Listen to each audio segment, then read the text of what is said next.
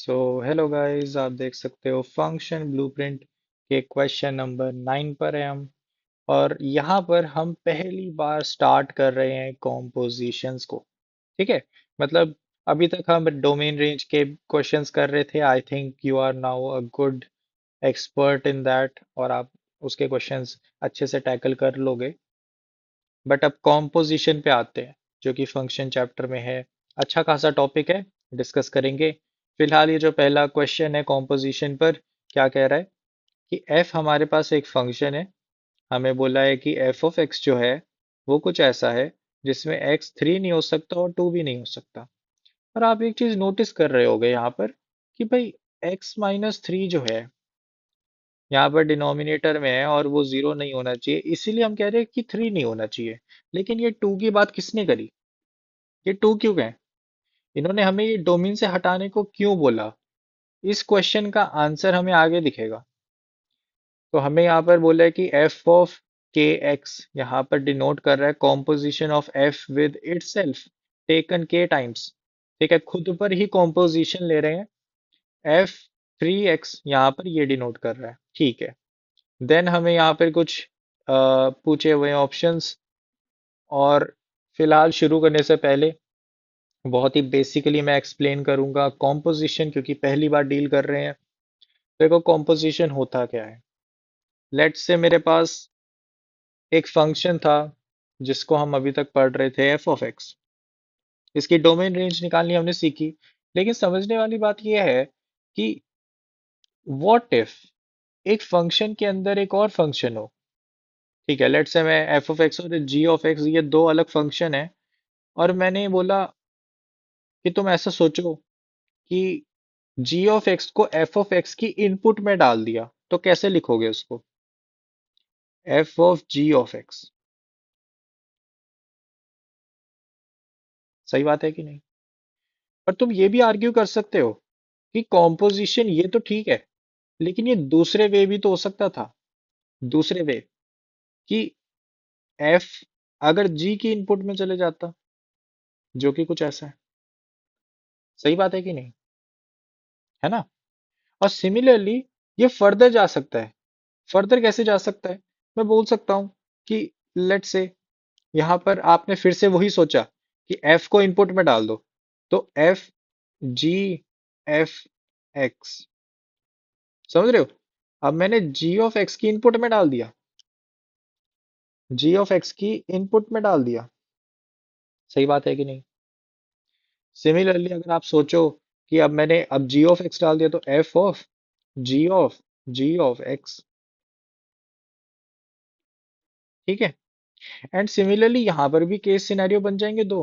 आपने पहले सोचा एफ डालेंगे, तो जी ऑफ एफ एक्स।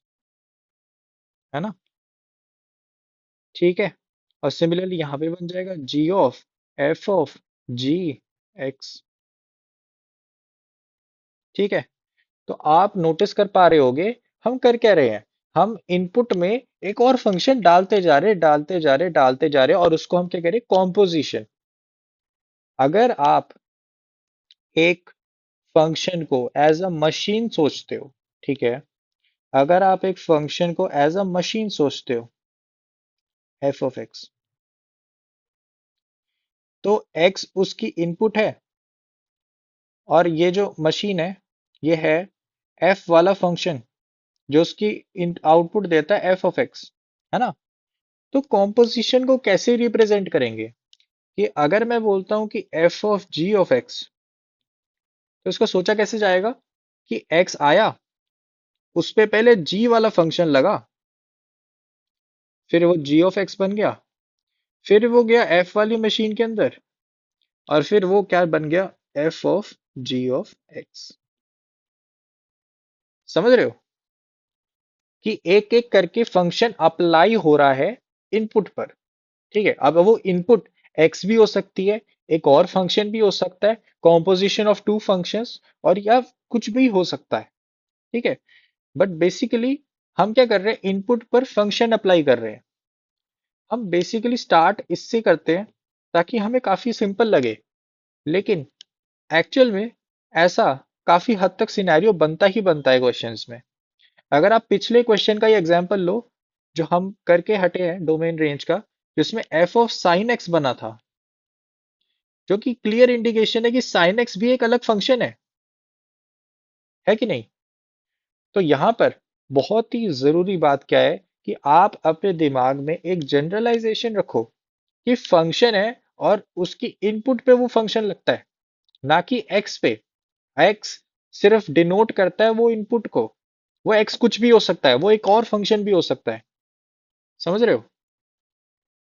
ठीक है। तो ये फंक्शंस के कॉम्पोजिशन की बातें हो गई। कॉम्पोजिशन अगर आप बेसिकली सोचो तो काफी आसान है। ठीक है कि एक इनपुट में आपने एक और फंक्शन डाल दिया और ऐसे ही आप करते जाते हो, या फिर आपका जो भी क्वेश्चन है। अभी हम देखेंगे आगे, थोड़ी सी वैरायटी करेंगे इस पर, तो आपको और क्लैरिटी मिलेगी। बट बेसिक तौर पे यही है कि इनपुट में एक और फंक्शन डाल दिया। ठीक है। चलो, तो फिलहाल इतने सिनेरियो को हम हटाते हैं ताकि स्पेस बने थोड़ी। बट मेरे को पूरी यकीन है कि अगर आप इस आइडियोलॉजी से चलते हो कि फंक्शन है एक दूसरे के इनपुट में डले हुए हैं, तो आपको कोई दिक्कत नहीं आने वाली। It will be a piece of cake to walk, and बहुत ही आसान होगा। चलो आ जाओ। देखो, फंक्शन हो गया, कॉम्पोजिशन की बातें हो गई।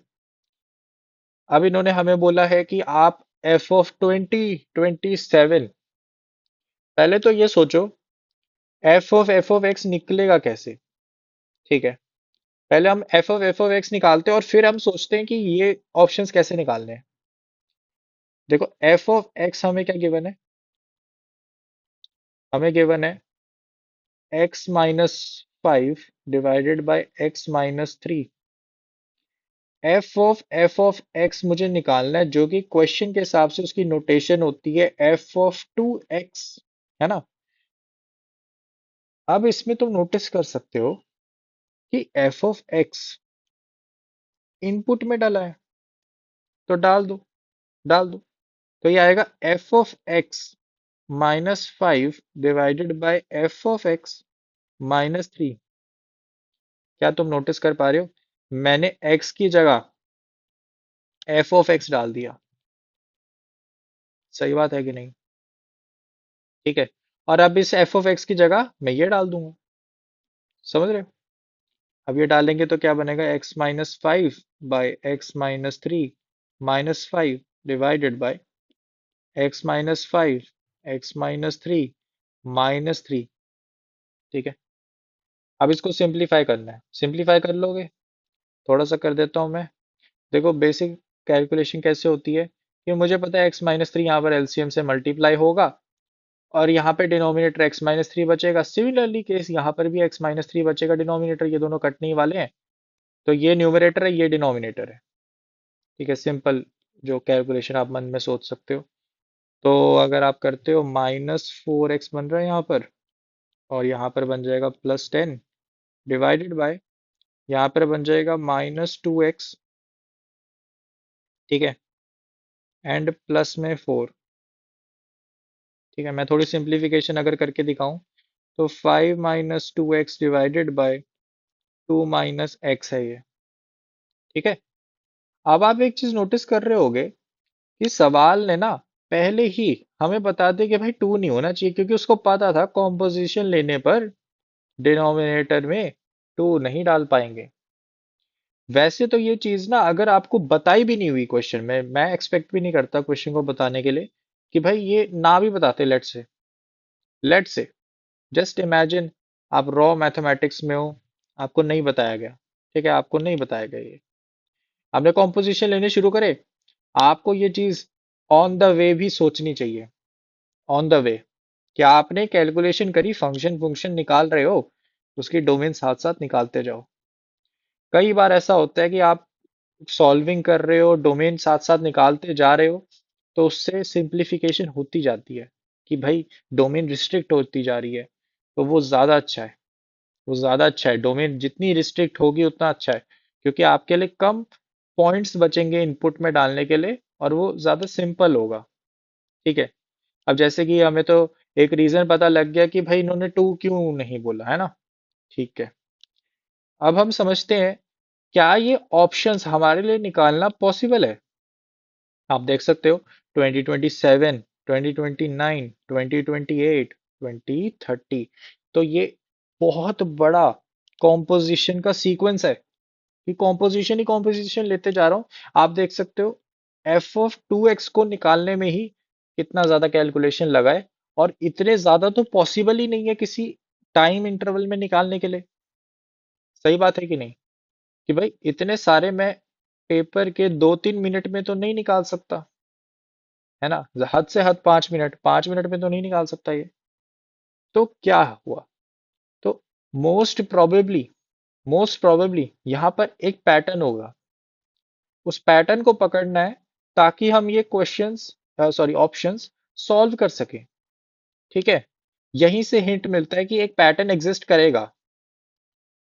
क्लियर है कि नहीं? ठीक है। अब पैटर्न दो तरीके से एग्जिस्ट कर सकता है। ध्यान से सुनो। यहाँ पर पैटर्न दो एक तरीके से एग्जिस्ट कर सकता है। एक होता है जनरल फॉर्म, जनरल फॉर्म, और दूसरा पैटर्न एग्जिस्ट कर सकता है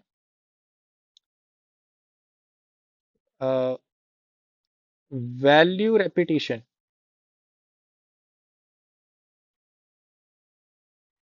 ठीक है? ये दो तरीके के पैटर्न्स बन सकते हैं इसको सॉल्व करने के। जनरल फॉर्म कैसा होगा? जैसे मैंने कह दिया कि एफ ऑफ एक्स के टाइम्स कॉम्पोजिशन करने पर 2 की पावर के टाइम्स एक्स होता है। अब आप बोलोगे कि ये कैसे होगा? मतलब ऐसा कौन सा फंक्शन है जिसका ये कॉम्पोजिशन आए इन जनरल, है ना? तो वो होगा simple, F of x into 2x। ठीक है? आप जितने ज्यादा कॉम्पोजिशन लेते जाओगे उतना ज्यादा टू इकट्ठा होता जाएगा। अगर मैं f(2x) निकाल के दिखाऊं तो वो बनेगा f(f)(x), वो बनेगा 2 टाइम्स f(x) में डालोगे तो 2 टाइम्स 2x, तो वो 2 की पावर 2x बन जाएगा। ठीक है? तो ये बेसिकली बात है कि आप जनरल फॉर्म निकाल लो, है ना? कोई भी नंबर दिया के में, आप उसको एक बारी में निकाल लोगे। तो या तो आप ऐसे जनरल फॉर्म निकाल लो। ठीक है? और जनरली जनरल फॉर्म वाला बहुत ही रेयर है ऐसा कुछ क्वेश्चन दिखे, क्योंकि जनरल फॉर्म निकालना भी थोड़ा मुश्किल होता है। ठीक है? तो जनरल फॉर्म हो सकता है, पैटर्न पॉसिबिलिटी है। वैल्यू रेपिटेशन क्या होता है? वैल्यू रेपिटेशन कहता है कि after certain amount of time value repeat कर रही है। लेट्स से मैं बोल रहा हूँ कि f(1x) मेरे पास लेट्स से कुछ वैल्यू दे रहा था, लेट्स से v1। कुछ भी हो सकता है, ये v1 x की टर्म्स में भी हो सकता है, ये v1 कोई कांस्टेंट नंबर भी हो सकता है, कुछ भी हो सकता है, मुझे नहीं फर्क पड़ता, बस v1 कोई वैल्यू आ रही है। फिर मैंने बोला कि उसका कॉम्पोजिशन लिया, फिर मेरे पास आया v2। फिर मैंने कॉम्पोजिशन लिया। ठीक है? मेरे पास क्या आ गया? v3। एंड मैं जब फोर्थ कॉम्पोजिशन लिया तो मेरे पास आ गया v1। जैसे ही ये रेपिटेशन तुम्हें दिख जाए कि भाई फोर्थ कॉम्पोजिशन की जो आउटपुट है वो फर्स्ट फंक्शन जैसा दिख रहा है, तो एक साइकिल एग्जिस्ट करती है और सारी वैल्यूज अब आगे रिपीट ही करती जाएंगी। अगर तुम्हें ऐसा यकीन नहीं हो रहा कि भाई कैसे रिपीट कर जाएंगी, तो मैं तुम्हें f(5) का एग्जाम्पल देता हूँ कि f(5) ना अब f2 जैसा बिहेव करेगा। क्यों? देखो कैसे। यहां पर मैं क्या कहूंगा? मैं बोलूंगा एक f है। ठीक है? मैंने एक f(4) अंदर इनपुट है, ऐसे लिख सकता हूँ। ठीक है? और f(4) ऑलरेडी हम प्रूव कर चुके v1 देता है, तो ये v1 है।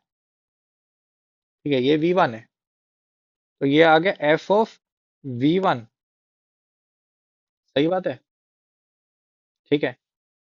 एंड v1 तुम्हें पता है किसके बराबर है? f(1) के। तो f(x), ये तो f(2x) हो गया। तो आप देख सकते हो ये रिपीट कर गया। इसका मतलब एक भी आपको रेपिटेशन कॉम्पोजिशन लेते हुए दिख गई तो वो साइक्लिक ही है, वो वैल्यू रेपिटेशन है, वो वैल्यू रिपीट ही करता जाएगा, आगे चेक करने की जरूरत भी नहीं है। समझ रहे हो? समझ रहे हो, ये चेक करने की जरूरत भी नहीं है। क्यों? क्योंकि वो इनपुट पे रिपीट कर रहा है। ठीक है, वो आउटपुट से उसकी इनपुट में जाने वाली है, इसलिए वो रिपीटिशन आगे चलती जाएगी, कंटिन्यू होती जाएगी। अगर आप इसको जनरल फॉर्म में लिखना चाहते हो कि भाई अब इससे निचोड़ क्या निकला, इससे निचोड़ क्या निकला या फिर इससे कंक्लूजन क्या निकला, कि हम क्या कंक्लूड कर सकते हैं ऐसे वैल्यू रेपिटेशन से, तो यहाँ पे मैं लिख के दिखाता हूँ क्या हम कंक्लूड कर सकते हैं। मैं ये कंक्लूड कर सकता हूँ कि एफ ऑफ 3k वाली जो फॉर्म है, ठीक है, वो मेरे पास v3 देगी हमेशा। सिमिलरली 3k-1 वाली जो फॉर्म है वो मेरे पास v2 देगी। और एफ ऑफ 3k-2 वाली जो फॉर्म है वो मेरे पास v1 देगी। ये मैं कंक्लूड कर सकता हूँ। And this is the most important one, क्योंकि यही ज्यादातर मैंने क्वेश्चंस देखे इसके। This is very rare but possibility है, इसलिए बताना जरूरी है। तो यहाँ पे वैल्यू रेपिटेशन हो जाता है और हम इन जनरल फॉर्म में इसको ऐसे लिख सकते हैं। तो ये दो तरीके हैं जिससे पैटर्न बन सकता है, और इस क्वेश्चन में हमें यही ढूंढना है। ठीक है, क्लियर है? आई होप सो पैटर्न समझ आ गया होगा, दो तरीके से एग्जिस्ट कर सकता है। फिलहाल मैं इरेज करता हूँ और हम समझते हैं कि यहाँ पे कौन सा पैटर्न है। ठीक है, यहाँ पे कौन सा पैटर्न है। तो यहाँ पर एफ ऑफ 3x हम निकालने की कोशिश करते हैं।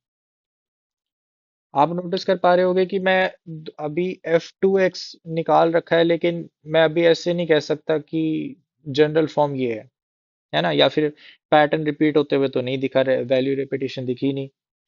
तो फिलहाल हमें कुछ और वैल्यूज लेके देखना पड़ेगा क्या हो रहा है। ठीक है, चलो f3x निकालते हैं। तो f3x क्या है? f of f2x।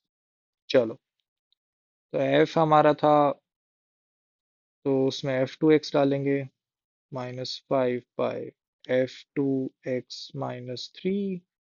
f2x हमने ऑलरेडी पीछे निकाल चुके हैं, उसी को डाल देंगे। तो हमारे पास क्या आ जाएगा? यहाँ पे एक चीज़ ध्यान रखना, ये हमारे पास f2x है, ये हमारे पास f1x है, f3x निकालने जा रहे हैं। तो हमारे पास ये आएगा 5-2x divided by 2 - x -5 divided by 5-2x divided by 2 - x-3। ठीक है, अच्छा, तो हमारे पास यहाँ पे अगर मैं सिंप्लीफाई करूँ तो क्या आ जाएगा?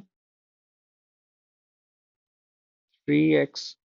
ठीक है, 3x -5 डिवाइडेड बाय, यहाँ पर क्या आ जाएगा? x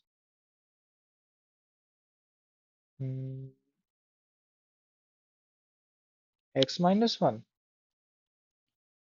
-6। हाँ, ठीक है। यही बन रहा है क्या, कि मैं कुछ गड़बड़ कर रहा हूँ? -3 + 3, तो x बन गया -6। तो ये, हाँ ठीक है। ऊपर क्या बन रहा है?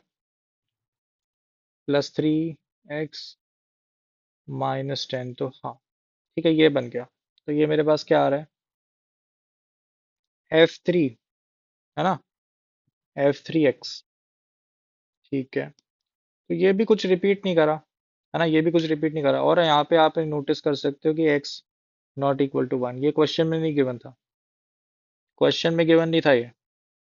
ठीक है, लेट्स प्रोसीड। f(4) निकालते हैं। तो f4x, अगर मैं इसको निकालना चाहता हूँ तो ये होगा f ऑफ f3x।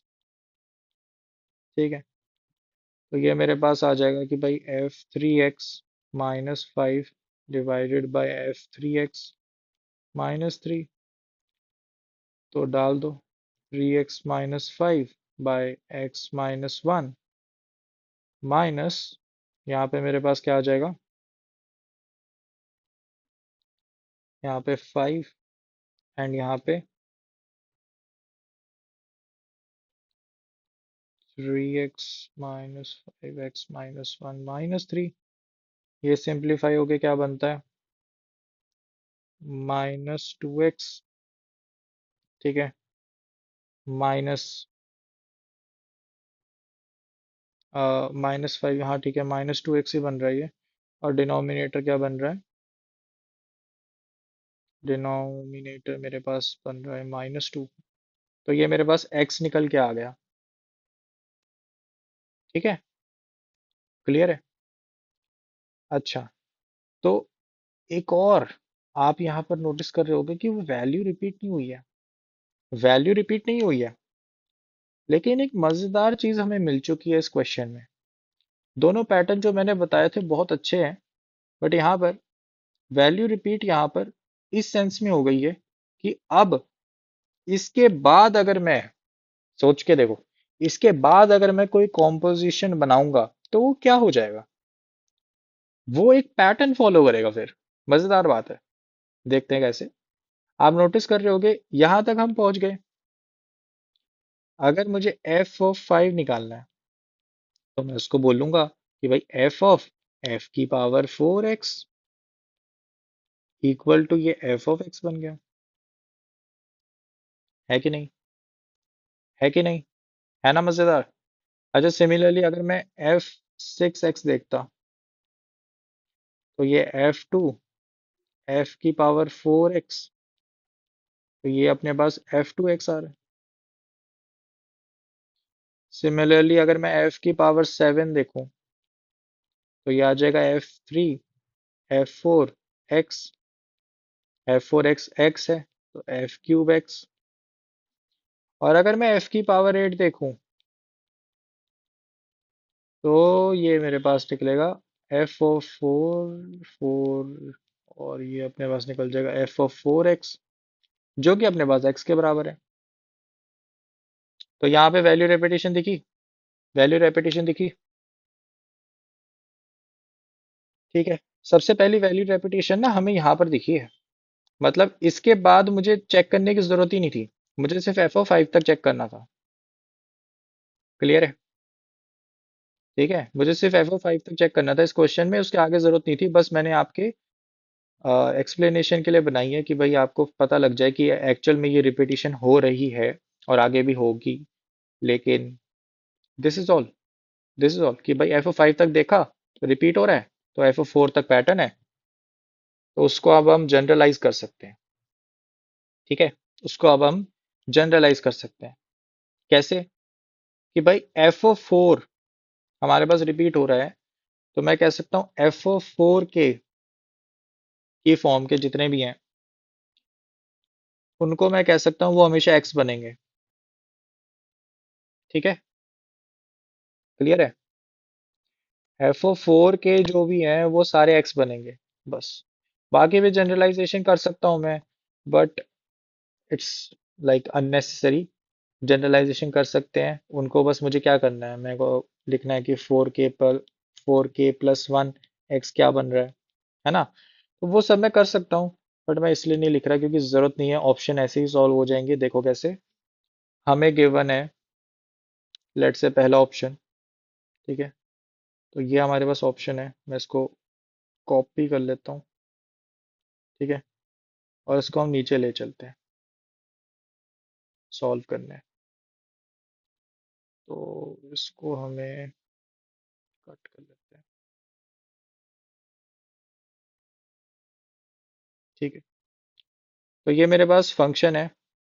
अब इसको सॉल्व कैसे करेंगे, देखो सिंपल है, 2027 में से 4 की डिविजिबिलिटी वाला जितना भी है वो हटा दो। अगर मैं 2027 को डिवाइड करूँ 4 से तो मेरे पास क्या आता है, 5 से 20 हट गया, ठीक है, 27 बचा। 27 में अगर मैं नोटिस करूँ तो मेरे पास 4 का आता है 6, ठीक है, जीरो भी आने ध्यान रखना, बट 6 मतलब 24, मतलब 3 रिमाइंडर बचता है। समझ लो, मतलब 3 एक्स्ट्रा है। तो मैं इसको ऐसे लिख सकता हूँ कि दिस इज 2024 प्लस 3। ठीक है, तो यहाँ पर मैं इसको ऐसे लिख सकता हूँ कि एफ ऑफ 2024 2033। और आपको जैसा कि पता है, आपको जैसे कि पता है कि ये जो है, ये भाई एक्स ही बनता है।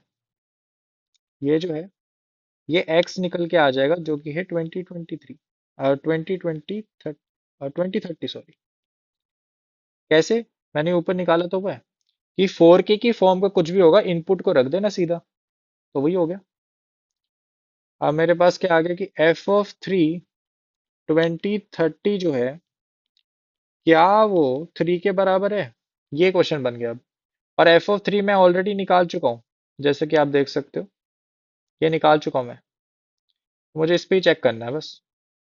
3 टाइम्स 2030 -5, इसको देखना बस। क्लियर है? तो मेरे पास है 3 टाइम्स, ठीक है, 2030 -5 डिवाइडेड बाय, यहाँ पर आएगा 2030 -1। तो क्या ये 3 के बराबर है? किसी भी एंगल से नहीं लग रहा है ये 3 के बराबर आने वाला है, क्योंकि ये बन जाएगा 6090, -5 करेंगे तो 6085, और डिवीजन में है 2029, जो कि थ्राइस आके सेम नहीं बनता है ना। 3 टाइम्स नहीं है न्यूमरेटर, क्योंकि 29 का 3 टाइम्स बनता है, 7 to 87, और ऊपर 85 है, तो नहीं बन रहा। ठीक है, 3 टाइम्स नहीं है। तो मैं सिंपली क्या कह सकता हूँ? मैं कह सकता हूँ कि पहला ऑप्शन गलत है। पहला ऑप्शन गलत है, 3 टाइम्स नहीं है। चलो, हमने पहला ऑप्शन चेक कर लिया, पहला ऑप्शन गलत है। ठीक है, क्लियर है? चलो, तो हमने पहला ऑप्शन गलत है। दूसरा ऑप्शन यहीं पे सॉल्व कर दें। देखो, ये 3 एक्स्ट्रा था। 2027 वॉज 2024, जो कि 4 से डिविजिबल है, +3। अब उसमें एक और ऐड हो गया है, तो मतलब ये भी 4 बन गया है, 4 से डिविजिबल है पूरा। तो ये इनपुट सीधा आ जानी चाहिए, है ना? जो कि सही बात है, जो कि सही बात है। तो बी ऑप्शन सही है, बी ऑप्शन सही है। फिर सी ऑप्शन, सी ऑप्शन में क्या है? 2029 एक और जोड़ दिया, तो इसमें मैं 2028 +1 अलग कर दूंगा, तो ये बन जाएगा एफ 2028 ठीक है। और f(2028) ये इनपुट को सीधा रख देगा, तो ये बनेगा 2028, जो ये वाली इनपुट है अंदर की। तो f(2028) मुझे निकालना है। अगर वो इसके बराबर आ गए तो ये सही ऑप्शन है। ठीक है, तो f(2028) निकालना है। यहाँ पे f देख सकते हो, ये वाला f है हमारा। तो 2028 -5 डिवाइडेड बाई 2028 -3, तो ये हमारे पास बनता है 2023 डिवाइडेड बाय 2025, जो कि सीधा दिख रहा है, डिविजिबिलिटी है ही नहीं, क्या डिवाइड करोगे, है ना? इवन से डिविजिबल नहीं है, 3 से भी नहीं है। ठीक है, तो इनकी कोई डिविजिबिलिटी दिख नहीं रही। +2 -2 अगर मैं करूं, तो ये 1 - 2/2025 आ रहा है। ठीक है, क्लियर है? तो आप इसको चेक भी कर सकते हो डिवाइड करके, ये सही नहीं बन रहा है। इसकी कोई ऐसे लोएस्ट फॉर्म ही यही लग रही है मुझे तो। ठीक है, तो ये 506 तो ये नहीं बनने वाला, ये वाला तो नहीं बनने वाला ये। ठीक है, सी ऑप्शन गलत है। क्लियर है? ये तो नहीं बनने वाला। अच्छा, फिर हम नोटिस कर सकते हैं अगला ऑप्शन क्या कह रहा है, 2030। तो अब 2 एक्स्ट्रा है, यहाँ पे 2028 + 2 है और ये 4 से डिविजिबल है, वो सीधा इनपुट ही रख देगा। तो मुझे f(2) 2027 निकालना है। f(2) हमने यहाँ पर निकाला था, इसमें 2027 डालना है। ठीक है। और आप नोटिस कर सकते हो ऑप्शन में ना 2 - 1/2025 का टाइप का लिखा हुआ है। तो ठीक है, हम क्या कहेंगे, हम बोलेंगे कि देखो, मैं ऐसा कह सकता हूँ कि अगर आप ध्यान से देखो, इसमें 5 को ना 4 + 1 लिख दो, और इसमें से 2 कॉमन निकालोगे तो ये 2 - x बन जाएगा। तो सीधा दिख रहा है 2 - x, और ये एक फैक्टर है ना, ये एक फैक्टर है। तो इसको मैं लिख सकता हूँ, दिस इज 1 / 2 - x + 2। और 2 - x की जगह अगर मैं 2027 रखूंगा, तो ये माइनस का 2025 बन जाएगा डिनोमिनेटर, और ये चीज सेम बन गई। तो सिंपल सी कैलकुलेशन थी। डी ऑप्शन भी सही है। तो इस क्वेश्चन के बी और डी दोनों ऑप्शन सही है। क्लियर है। अच्छा सवाल है। पैटर्न रेपिटेशन का ही सवाल था, और वैल्यू रेपिटेशन का एक्चुअली। और आई होप सो आपको समझ आ गया होगा कॉम्पोजिशन। ये टाइप का सवाल आई थिंक हर एक किताब में बहुत सबसे पहले कराया जाता है, and this is a good question. ठीक है। पर कॉम्पोजिशन यहीं पर एंड नहीं होता। कॉम्पोजिशन अलग अलग तरीके से भी यूज होता है। तो वो आ जाएगा आने वाले वीडियोस में, क्वेश्चंस में। तो मिलते हैं और क्वेश्चंस के साथ।